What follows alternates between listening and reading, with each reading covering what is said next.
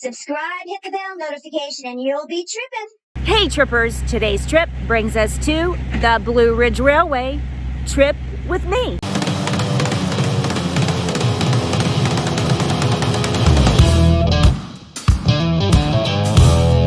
I camped at the apple orchard last night and had a pretty good night's sleep.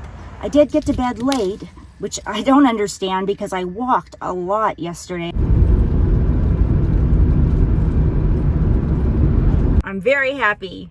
Now I'm going to enjoy the apple fritter I bought at the bakery at Mercier Orchards. Just look at this. Yummy.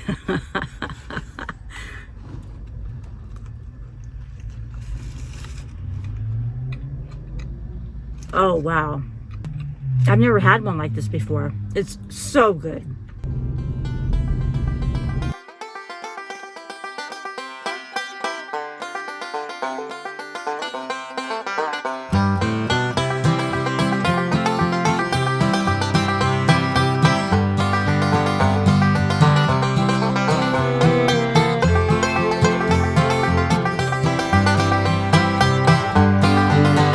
I am so excited about riding this train through the beautiful mountains, and I'm hoping to see some fall colors. Yes, I have to wear a mask on the train today, so you'll see me in a mask. I saw a hint of fall in the leaves on the way up here, but not as much as I had hoped, so maybe on this trip. Such a cute town here. I'm definitely gonna have to explore when I get back. And this is where I'm boarding.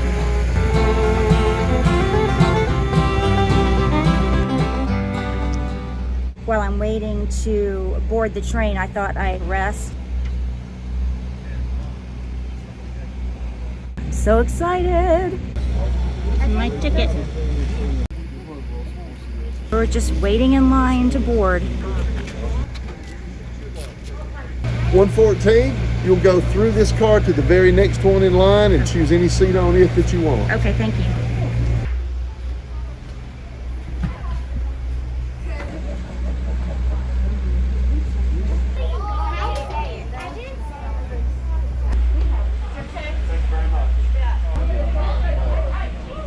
I just saw they have a Cat's New York Deli. That's where I'm going. I need your attention for a very important safety announcement. The train is about to move. If you're currently standing in one of the cars, please be seated. If you're walking through the train, please use the nearest handrail for support.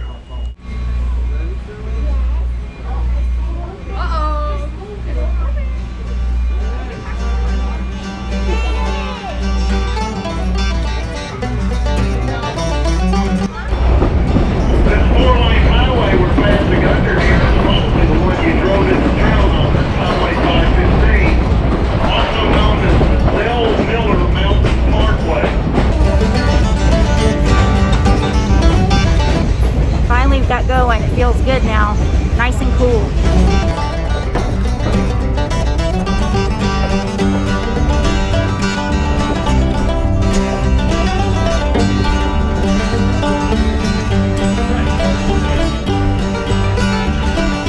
On the right side of the train, look for telegraph poles. Telegraph and Morse code were used by railroads to communicate between stations to get word to train crews. And on the left side, looking for the white. How could that be an Olympic venue? Well, the Ocoee changes character. It has Class 3 and Class 4 whitewater rapids, and it's a very adventurous ride. Even on the hottest days of summer, it's going to be very refreshing because this river usually doesn't get over about 60 degrees Fahrenheit.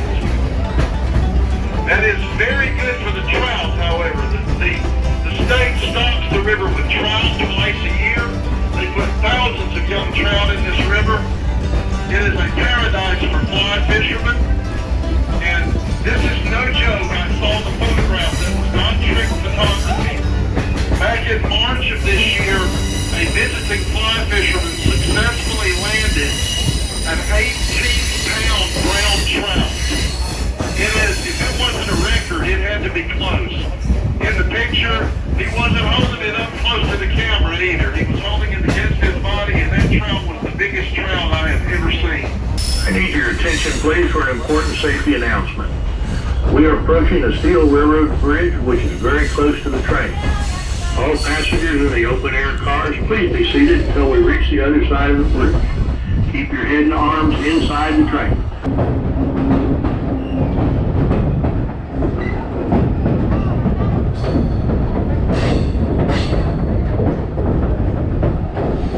Thank you for your cooperation. Before we cross that bridge back there, we didn't want to make you nervous, so nobody told you that bridge is 116 years old, and that is the truth.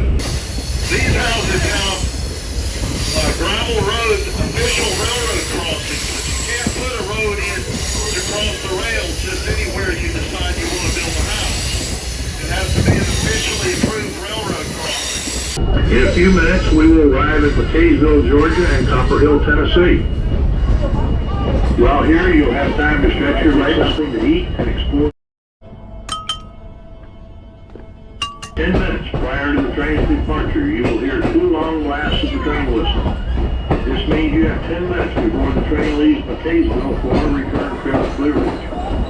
Our departure today will be at 2 p.m. Please be on time.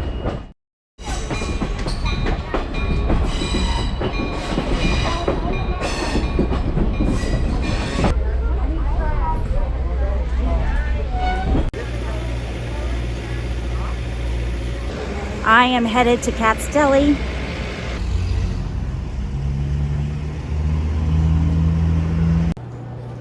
Cass, can you come do a drink for me, please? It was good, but it wasn't the New York Cats. Hey, I don't feel great about this, but I don't hear anyone complaining. Look, they have a trolley here. And it's decorated for Halloween. I think I'm gonna have to take the trolley ride. I'm taking the Copper Express to the old copper plant.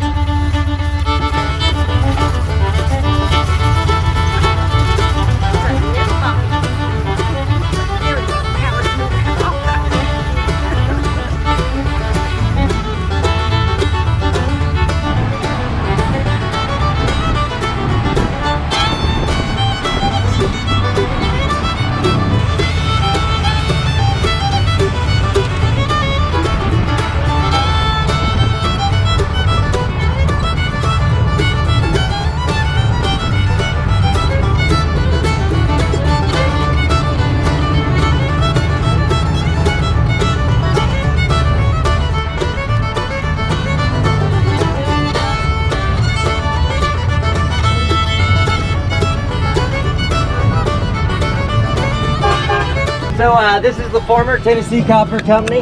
They started here in 1899 when they bought out some of the local mining operations. Smelter number 1 was built directly behind this entire hillside of slag that you see. So that's about 125 years of pour out, give or take. Before you started using smelter number 1, it'd be called open pit roasting. So the rock that's out there, it's on a cart, you just can't tell because it needs some weed eating.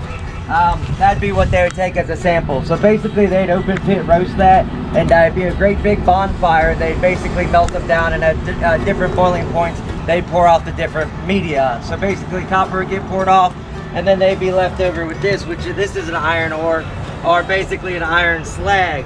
So it's the remaining minerals and metals that are left in the rock, and they'll pour them out. So this rock here is about the same as that hillside. And as you can feel the denseness to it, and a magnet will actually stick to it. There's that much iron still in it. So a lot of people, when they find it out in the open, they mistake it for meteorites. Whoa, it's a meteorite! Wow, check it out, that's cool! Oh man, look at you. You're probably made out of some precious metal. In the early 2000s, they used to send this stuff out. It'd be ground up and come back, we buy it back as rebar. Now the company's owned, it's American owned. It's an environmental cleanup company that's now bought it. But they're doing regrowth and replanting. But there are 8 bald eagles on the property. 2 that nested right here. They wanted to see if they could move them out and be able to get them where the public can watch. So that's one nesting box, and then behind the trees there's an island, and that's her second nesting box. So part of the regrowth program here, that rain catch-all they've added microbes to the water, so instead of it just being old stagnant rainwater, the microbes will eat the remaining metals out of the ground and purify it, and then basically it'll be the circle of life. Everything so the eagles can eat.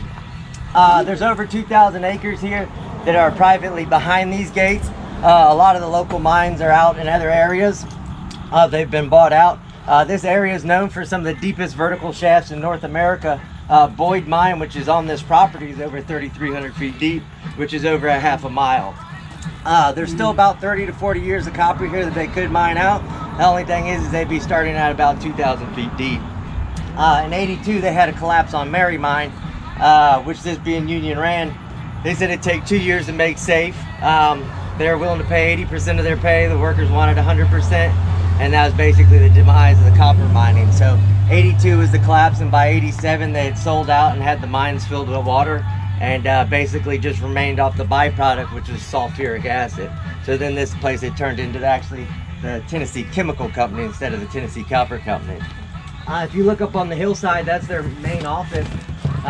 So that was built in 1948. In the center section that you see, it's actually solid marble, just to show the amount of money that the company had.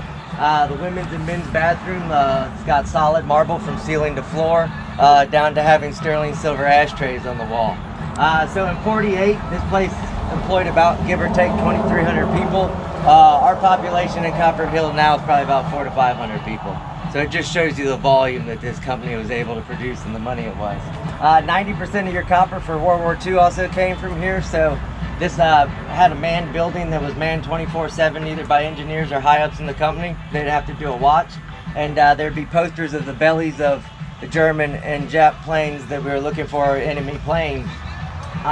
This place was all on a target list for the FBI as well, all the way until 2001.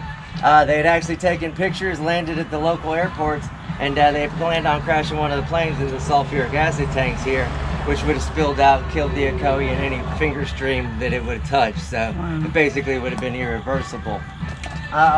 We'll head back through town. When we go across the bridges, that's actually where the two rivers stop and end. So the Toccoa is on your left-hand side, and the Toccoa will be on your right-hand side, and the state line divides.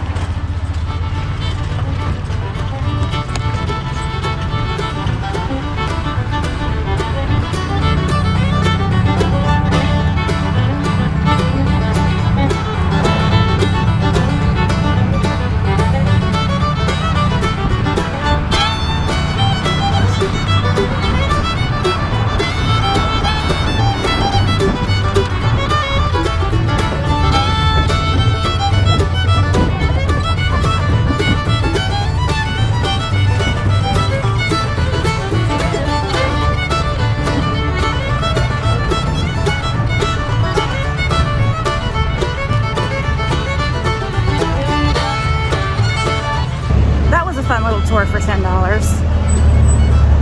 Now I'm headed over to the oddity shop. This is the Toccoa River.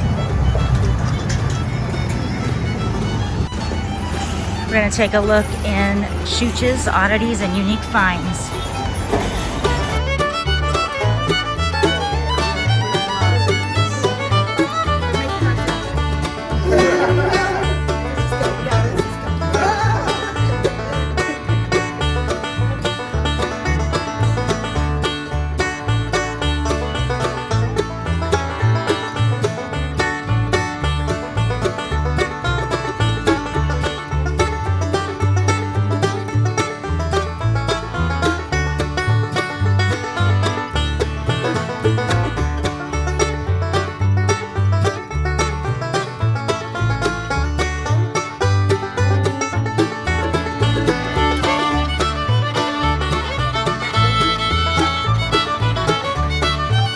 That's a cute little shop.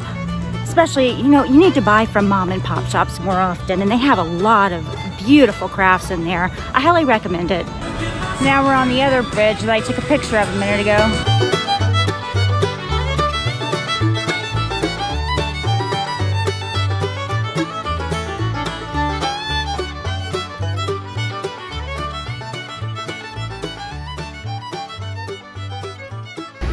We're headed back on board the train for our ride back.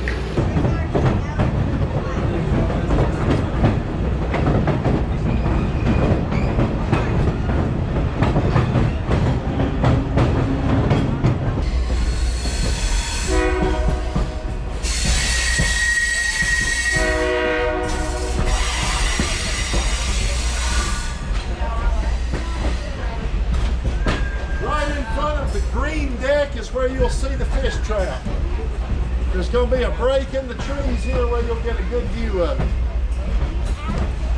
Right there. The water has raised up some, but you can still see the V. This is the only place on the whole trip where you can see the entire train.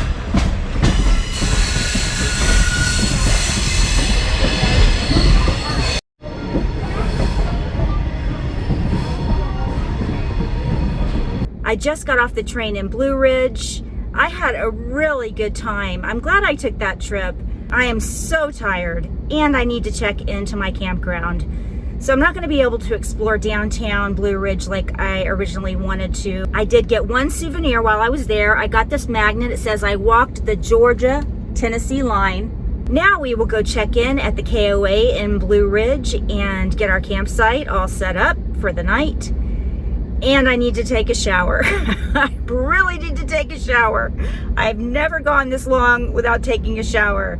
I'm gonna hit the hay now. I'm gonna put my bed down, get some shut-eye, and wake up bright and early in the morning to do some laundry, take a shower, and then I'm gonna hit the road. Thank you for watching this video. If you enjoyed it, please give it a big thumbs up. That helps me out on YouTube. And don't forget, subscribe if you haven't already. And with that, I will bid you adieu and to stay trippy.